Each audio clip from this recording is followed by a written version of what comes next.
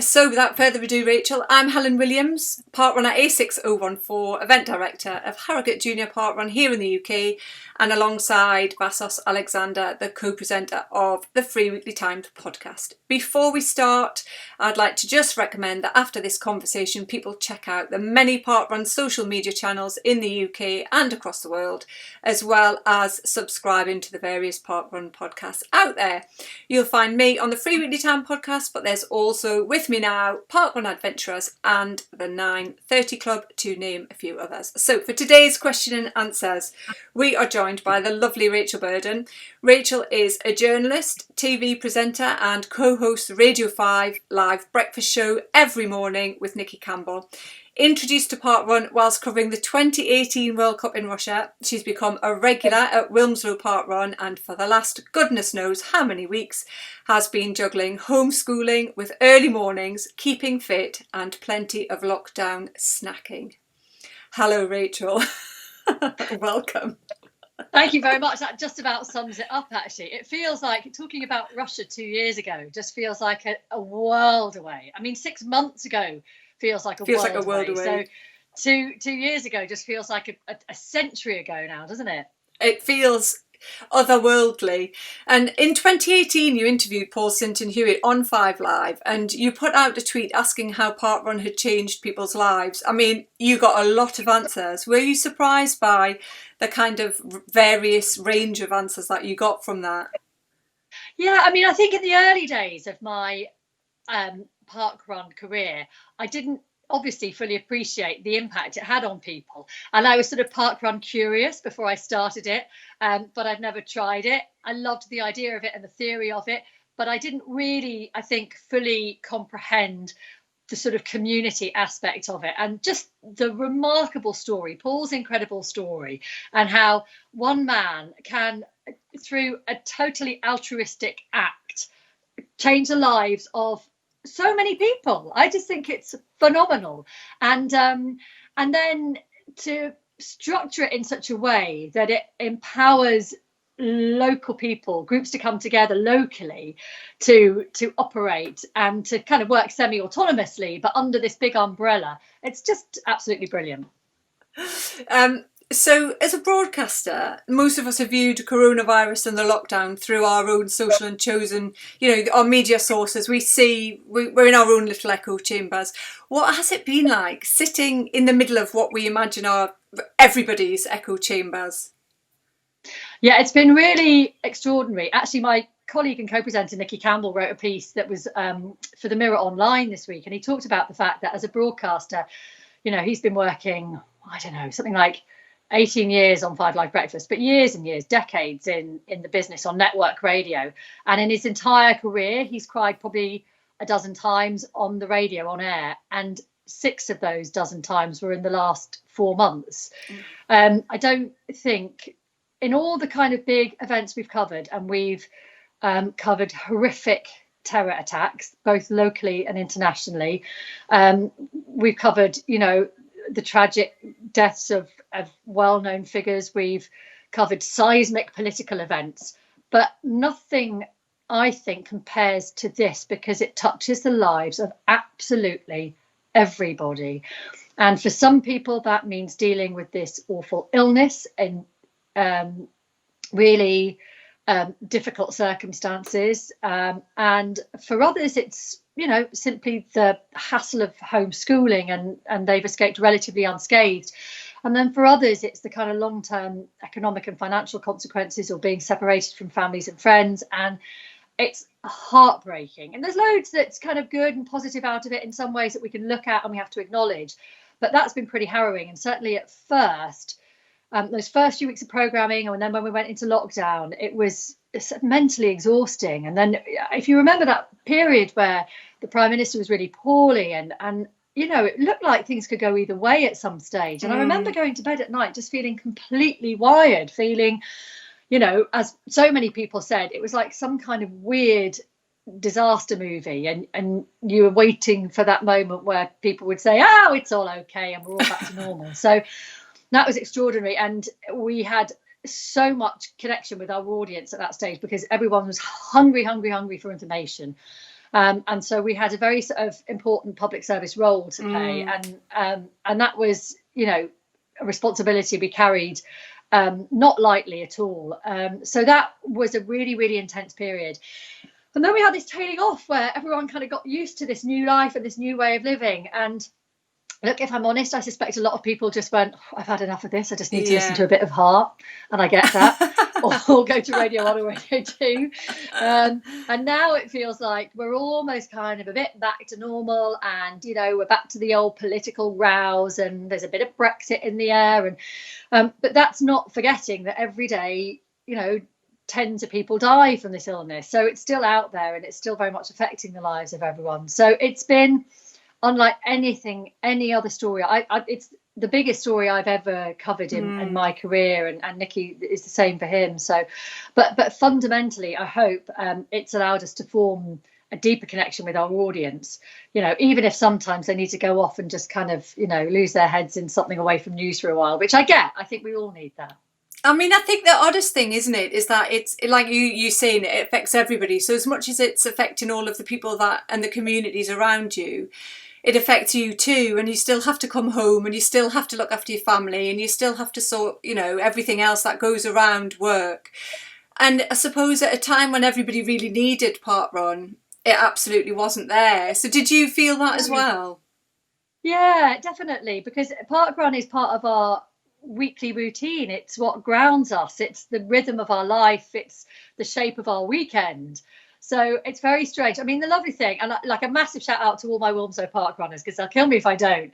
And they are fabulous. And I love seeing them every week. And, you know, some of them are people you say hi to and have a bit of a chat with. And some of them are just faces you know and you just smile and wave at. But they have obviously kind of kept that sense of community going, as I'm sure loads of other parkruns have around the country. So I follow various people on social media.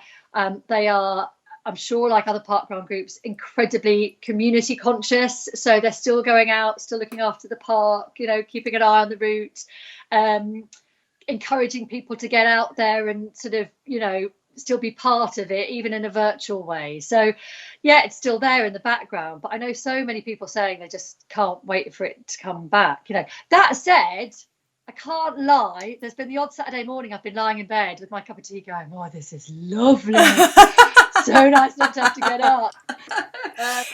So, you know, it works both ways. But would it have been in different circumstances when, say, this hadn't have affected everybody as it has, if parkrun, would it have been a way that you would have used it to have kind of released some of the tension from what you do in work every day and a kind of entering into other people's lives? Is that a kind of tool for you that you do use for your own sanity?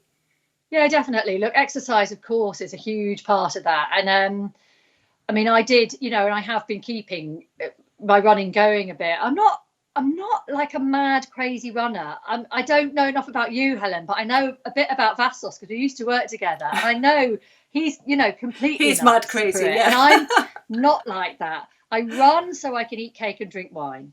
And, you know, so that I can, you know, try and keep myself going in basically to get out the house and away from the children. So it's all those things, and I like running sometimes, but I'm not one of those who's like, I must get out and, you know, feel the wind against my face. Sometimes I have to give myself a kick up the arse to get out the house. It does provide a purpose for me, certainly mentally and emotionally, and definitely that clear the head thing and feeling a bit more centered. But I think, as with all these things, if you're going through, as everyone is on their own level, in their own way, stressful and challenging times, then, you know, keeping your heart ticking over, you know, going and doing stuff that is good for the body and the soul is really important. And that's like, I'm no nun, you know, I don't sort of, you know, live the rest of my life in a temple at all. But that is one thing I know I can do. Yes. That will help balance out the rest of my life. Well, let's go back to that first one in 2018. So what a place to start in Gorky Park. And how were you persuaded to do it? You're there, obviously, to cover the football, but... Yeah, so it was in the early days of of the England campaign. In fact, they hadn't had their first match yet, and we were based in Moscow first of all, and I was out with a group of, there were 6 of us in total, a fantastic group of colleagues from Five Live, and Mark Hutchins is this whippety Welsh fella, and he's our Wales reporter, and he has always been a runner. He's a really good runner. He's a fast runner, and he had talked about being involved in parkrun, and he mentioned he was going to go to this one in Gorky Park, and I'd heard about it and of course knew about it in theory, but had not taken part and was a bit like, yeah, I think I'd give it a go, and why don't I? And in a way it was quite good, because I think, and a lot of parents would appreciate this, my youngest one is 4 now. So a couple of years ago he was 2, and I think since he was born I hadn't really found my rhythm with running again. I'd gone out and done the odd thing, but I was still slightly in just recovery and getting my head round a toddler again mode. So for the first time in 2 years I found I had a bit of mental space, even though we were working really hard. I had no children with me, so when we had downtime it was mine. It wasn't back at home doing the washing, it was mine.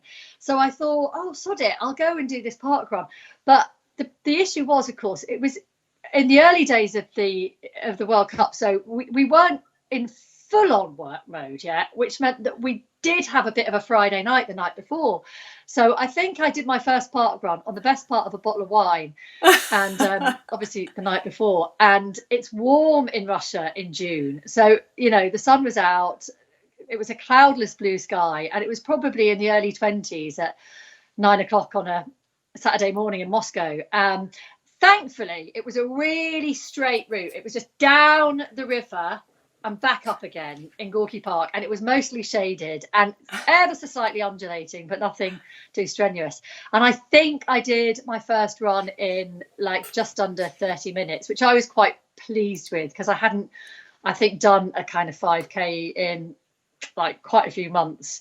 So that was the first one, and I felt rotten at the end of it, but I loved it. And it was really lovely because of course there were people who'd come over to follow the football who were there. I mean, it was quite a small one, even though it's Moscow, it was still quite a small community, so there were people from all over the world there, and then obviously the volunteers there. And I loved it. And I recorded bits as I went along, and I did a little piece that I then put out on the radio, and we sort of shared on social media, and that was it. And I don't think I did any others then, because I don't think there were any others available for us in Russia the following weeks that I was there. So I think that was it. That was my first one, and then I came back, and then it was a case of deciding where to make my home run. And Wilmslow was really the nearest. The next closest one, probably Macclesfield and Northwich. Shamefully, I haven't been to either of those yet, but Wilmslow was the nearest. So that's how I ended up there. And was it easy to become part of the your local parkrun communities? Because parkrun's brilliant in that it's exactly what you want to get out of it, and you can turn up and you can run, or you could volunteer and you can go home, and you can not be part of the community if you don't want to be, and there's no pressure to be, of course, and you can absolutely be everything in the parkrun community, and you really are part of that community, aren't you? And was that easy to do? Were you kind of did that just happen naturally?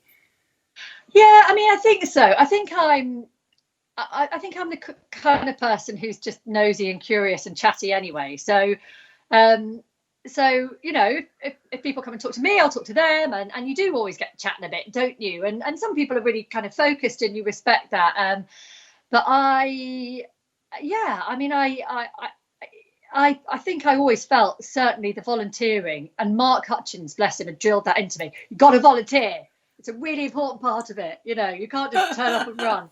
So I think I ran for, I don't know, a couple of months first. I can't remember how many I did before I first volunteered. And then I made a commitment that it was, it's always every kind of 6 runs or so you do a volunteer. So I think I've more or less stuck to that, hopefully. And then there's been the odd time where I've been injured, or we've had childcare issues where one or other of us has had to be with the little one, so I volunteered then. And I really like volunteering, but I'm a noisy kind of woo woo woo. an hour. So yeah, but they're the best. Really I mean, everybody loves it. It's amazing, isn't it? Like, you could be anywhere in the park, and if somebody shouts at you, it makes you feel really good. Let's race through these because there are lots of questions coming in, which is brilliant. Thank you, everybody. So keep asking, and we'll add them in. Kirsty's doing a wonderful job. I can see them all at the bottom. So you are a mum of 4. And I always said I struggle with 2, especially, you know, if you've got more children than you have hands, you've definitely got a handful. So how have you coped with 4 kids during lockdown? What's that been like? You know, the kind of reality of lockdown and work. One of them staring at me in the window right now. I don't know what he wants. What do you want? Oh, he can't. I've hidden his mobile phone and he can't find it. I'll tell you, it's in the wardrobe. Top shelf at the right hand side, and that's all I'm telling you. My wardrobe in my bedroom. Okay, go. You'll have to do without it. Anyway, sorry. That's how I cope, by hiding their phones. Brilliant tactics. Look, you know, in some ways we've been lucky, unlucky. My husband's a freelancer, so his work just went. So he's been at home, and that's been a great help, although it hasn't been ideal for him. But, you know, we can weather it, and that puts us in an incredibly fortunate position. So I won't complain about it. So he's been around, which has been great. I can't lie. I can't say it's been a home of peace and harmony for 4 months.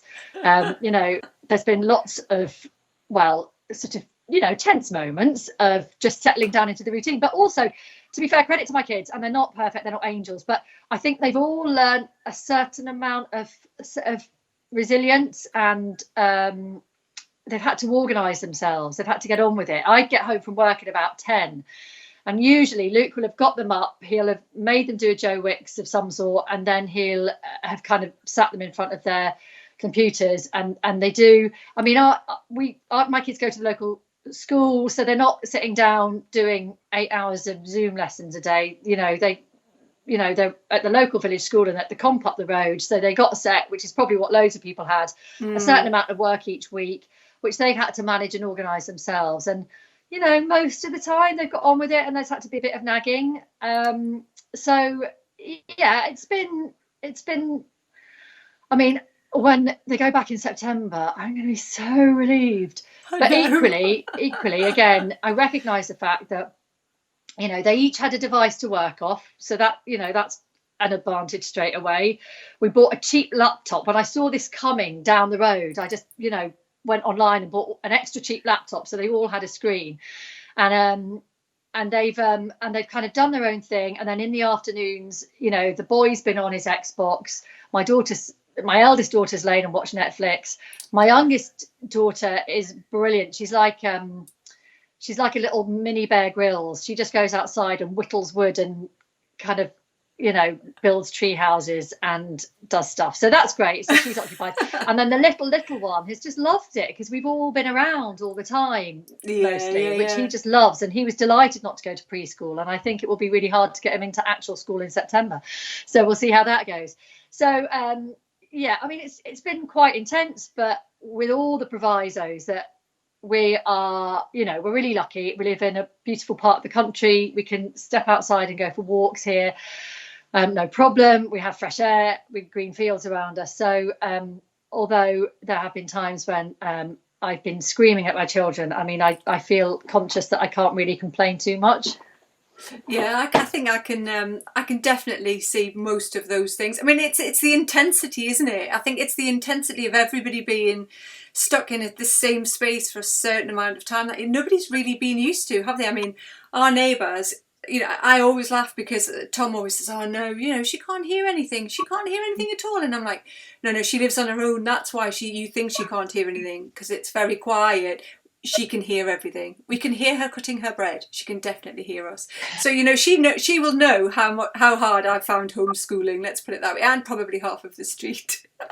Let's go back to part one before we go to the viewer questions.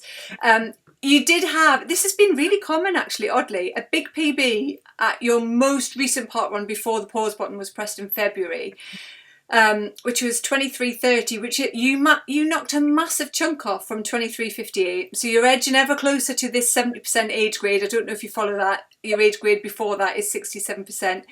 What was your training like pre-lockdown, and do you think you'll be breaking that PB when it returns? So that PB, I think, is a bit of an anomaly because I don't know. My Wilmslow Park runners will, I'm sure, get in touch with me about that. But like everyone that day got a crazy PB. So I don't know if there was something slightly weird going on with the timings that day. So I don't actually take that one too seriously because otherwise I'm not sure I'll hit it again. I think I was more like 23:45 that day. Okay. But let's take it as 23:30. It's there. It's written. It's written. It's in ink. Yeah.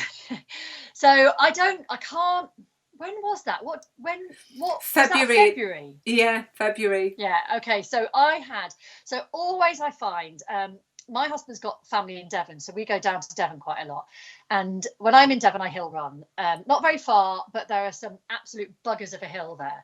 And I always find if I've done a couple of those, when I come back to parkrun the next week, I'm flying. Relative to me, I'm flying. So I think that was a post-Devon parkrun. So I always find that, and it's not like I'm not purposely going out to hill train and get a PB. That's just, a consequence of where I've been staying and the environment I've been in. So I think that accounts for that. So my husband I introduced to parkrun about a year ago, right? And it was probably the biggest mistake of my life because he has become obsessed with it, right? And running and timing and training and what to eat and when to eat and how to eat it. And so he is obsessed by the PB thing.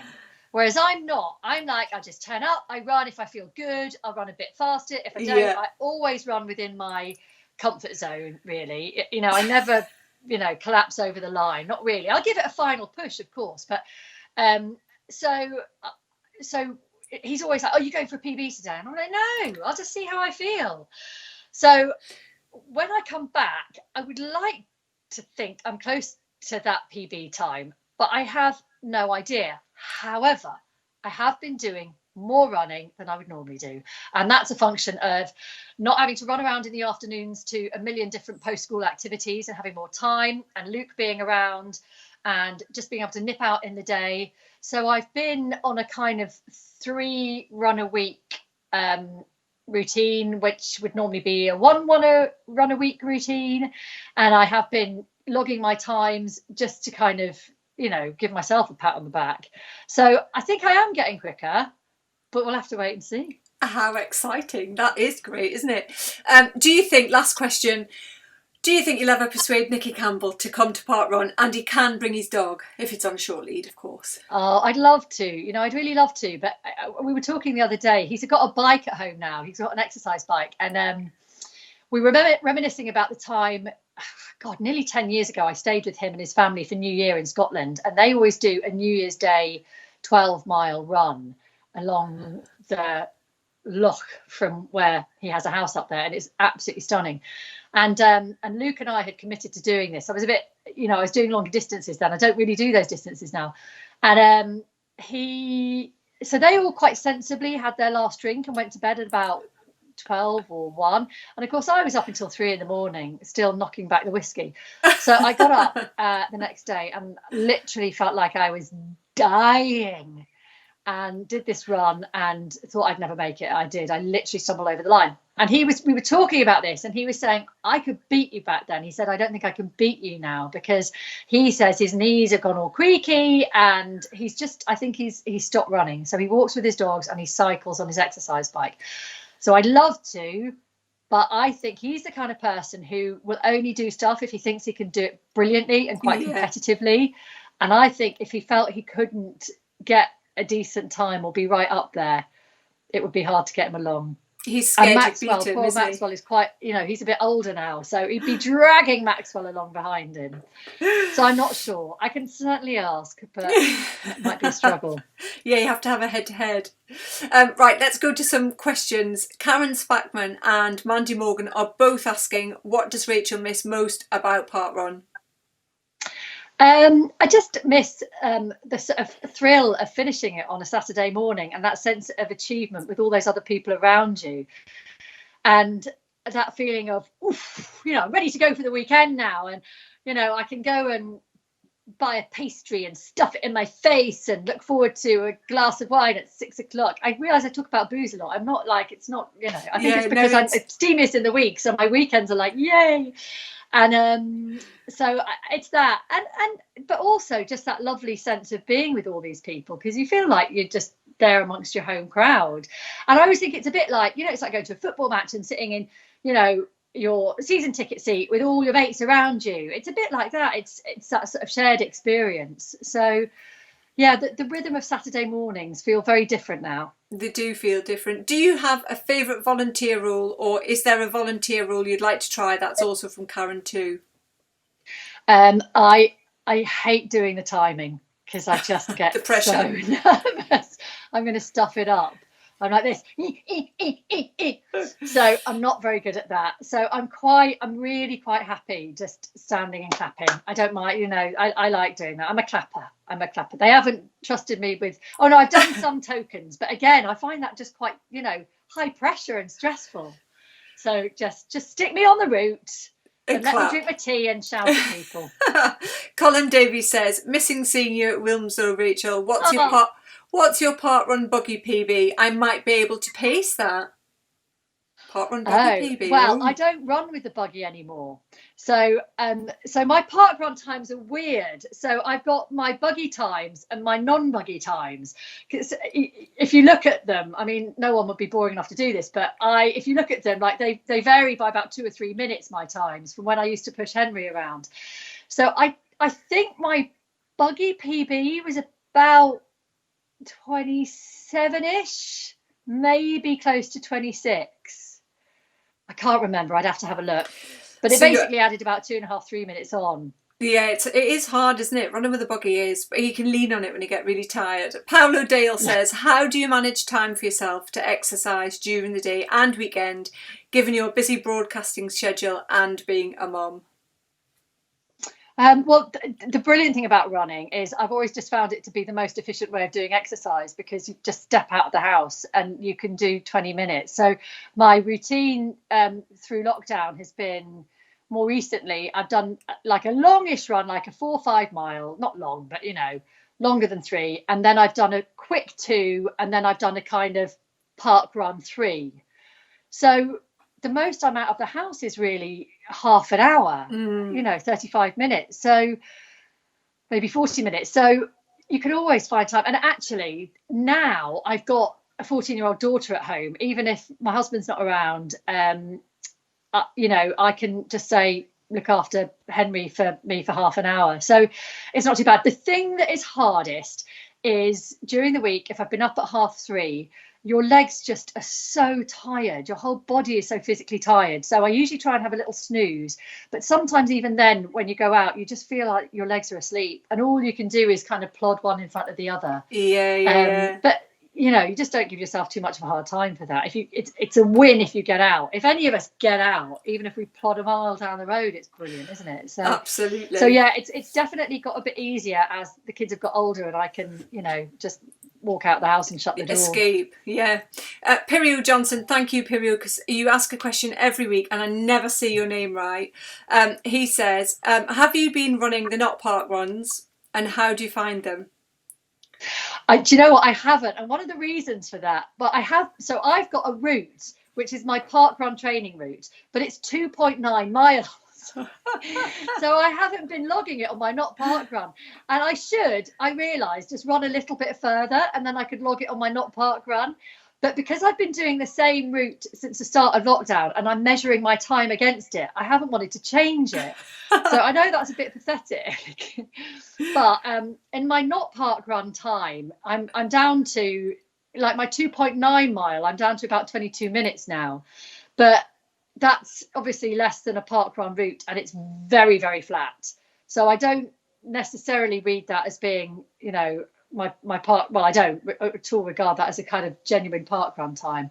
And Wilmslow has, and again, like my park run time is totally Wilmslow based. I ignore any other park run time I do wherever else I am. So that's all that counts. And Wilmslow has 4 little mini hills. So it's never going to be the quickest one that you do. So that's my excuse. So I haven't been, but that's the reason why I just because I wanted to kind of keep this record of my 2.9 miles, which I know is a bit pathetic. You need to, you know what I've done, persuaded by Tom, looked for downhills. It's great. It does your confidence wonders. Just 3 miles of downhill. I don't ever want to go to a flat one. One of the best ones is that I've been to once, but it's really close to my parents-in-law, is the Tamar Valley Park Run. Okay. And it is glorious because it's so beautiful, and it's a trail run, and it is almost entirely downhill until you get to the last like quarter of a mile, and then it is a beast of a hill. It goes like this. And basically people walk up it, it's a nightmare. So it's really, really nice. And you think, you're running, you're like, woo, I've got this. And then you get to this hill and it's insane. So yeah, I don't think you ever get a truly all downhill one, do you? No, shame though, isn't it? Callum Burrell, he says, has Rachel ever done a Christmas Day park run? The fab team at Wilmslow make it a great treat. I haven't. Our Christmas days are so busy with the small children that I haven't managed that. I've done a New Year's Day, which has been brilliant, but I haven't done a Christmas Day. I'd quite like to. We regularly go and stay in North Devon, and last Christmas we were at where we stay is Woolacombe, and the Woolacombe Dunes Park Run is categorized as one of, if not the hardest park run in the country, right? And I've done it once, and it's just, it's great because you do it and you literally don't even think about the time. You just kind of walk along the sand and up and down the dunes. But my husband did that on New Year's Day as well, and I don't know how he did it on New Year's Day, but I think, like, as with all these things, the spirit of everyone there together on a New Year's Day or a Christmas is so brilliant that it's worth the pain to get there. It just depends on how much whiskey you've had the night before. Sybil Wallace says, have you always been a runner? She says, I started very late in life, better late than never, but thanks to Couch to 5K.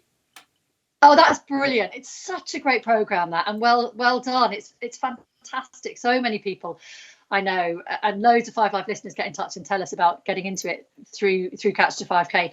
And I've sort of on and off been a runner. I suppose I did a bit at school. I was kind of built quite well for school athletics, so you go off, and I did sort of middle distance for my school, and then I got to university and obviously did nothing at university, and then I started again a bit when I sort of started working, and I did a half marathon, and then I would do occasionally do a Great North Run. I've done about 3 Great North Runs, and then when I was approaching 40, I thought I'll do a marathon for my 40th. So I did the Manchester Marathon, and that was brilliant. And everyone says, oh, you get the marathon bug. And I finished it and I thought, thank God I never have to do that again. and then I had my 4th child, and then it kind of all went to pot again. And then I picked it up again with parkrun.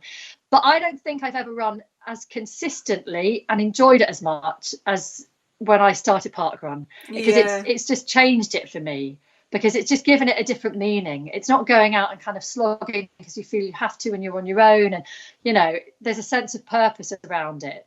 So I suppose the answer is yes, I have run sporadically through my life, but I've become a happier runner through parkrun. Yeah. John McCabe says, what's on your running playlist? Have you got one, or do you run with nothing?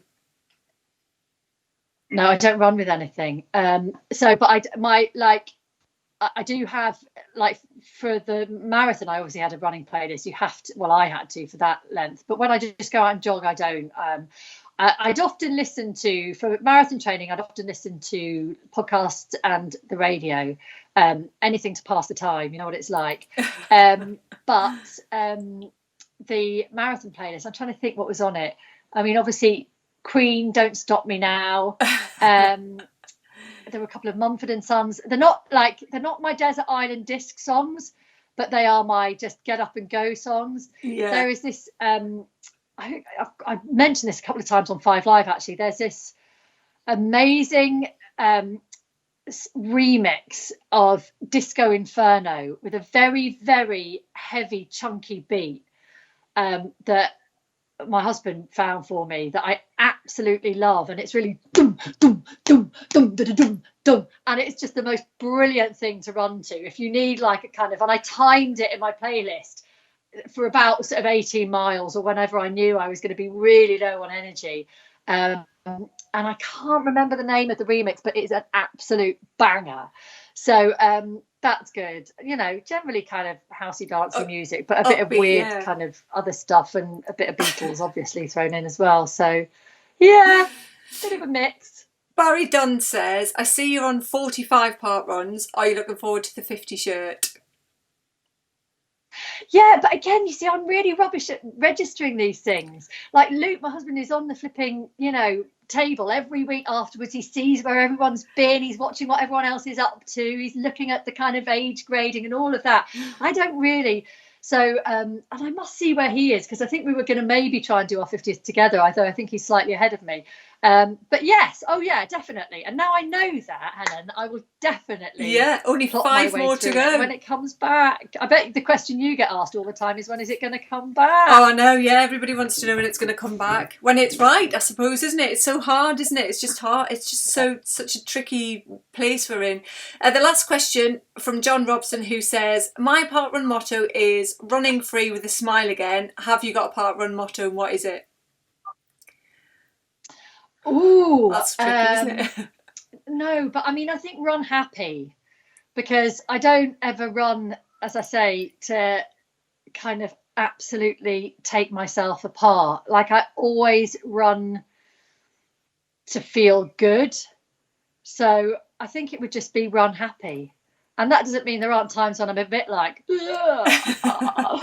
but fundamentally, I want to cross the line going, yay, and feeling like I can breathe and walk again. So, yeah. Run happy. I like run happy. And some viewers have commented before we sign off. Ben Lodge says he listens to you all the time on 5 Live and absolutely loves it.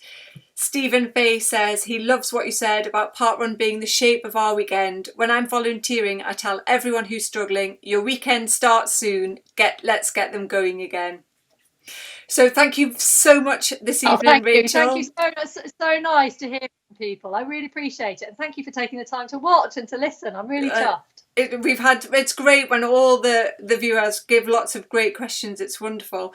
And we're so pleased to have had you on and been able to put our questions to you. So thanks to everybody who's tuned in. You can catch up with Rachel on Twitter via @RachelBurden. And as I said before, do check out the many parkrun social media channels in the UK and across the world, as well as subscribing to the various parkrun podcasts out there.